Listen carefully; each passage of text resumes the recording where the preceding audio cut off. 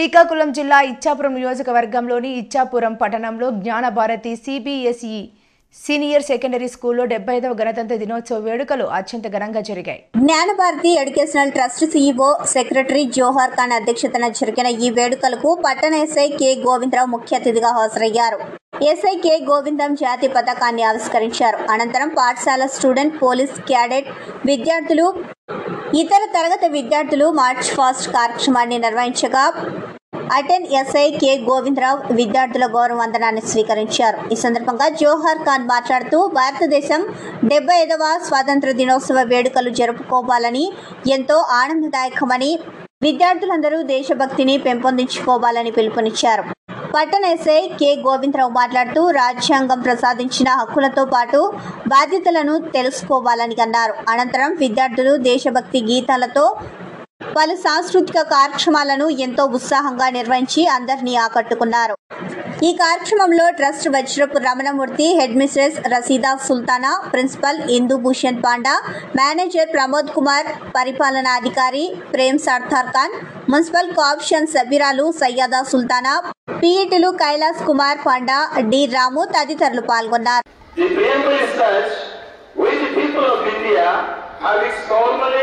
Resolved to constitute India into a sovereign, socialistic, secular, democratic republic.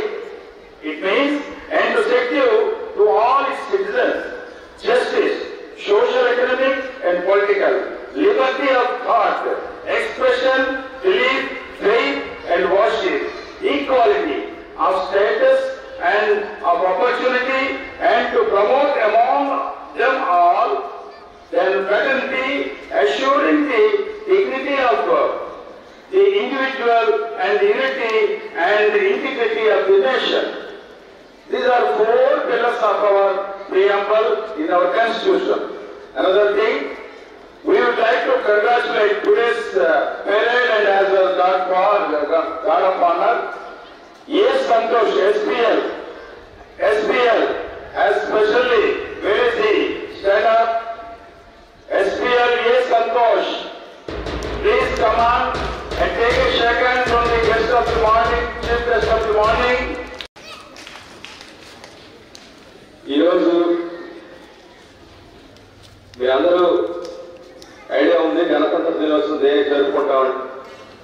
మరి 1947లో స్వతంత్రం వచ్చింది. వచ్చిన తర్వాత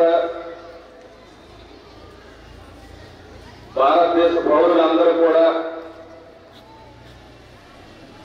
ఒకేలా జీవించాలి, అందరికీ సమాన హక్కులు, సమాన అవకాశాలు కల్పించాలని ఒక మంచి ఉద్దేశంతో మహానుభావులు, మేధావులు అందరూ కలిపి అనేక దేశాలు, అనేక రాజ్యాంగాలు అన్నీ కూడా అధ్యయనం చేసి 1950 జనవరి 26 నుంచి మనకు ఒక కొత్త రాజ్యాంగాన్ని తీసుకొచ్చి అమలుపరచడం జరిగింది. అప్పటి నుంచి మనం ప్రతి జనవరి 26వ తేదీన దేశం మొత్తం జాతీయ పండుగగా మనం ఈ రిపబ్లిక్ డే ని సెలబ్రేట్ చేసుకోవడం జరుగుతుంది. Today I stand before you to talk about a very special occasion in our country's history, the Republic Day. On this day, January 26, 1950, India became a republic as we celebrate Republic Day today, that is 26th January 2024. Let us delve into the significance and what it means for us as citizens of this great country. Republic Day is not just a national holiday. It makes a day when India adopted its constitution. The constitution lays the foundation of our country and outlines of the rights and duties of its citizens. Its significance to establishment of India as a sovereign, socialistic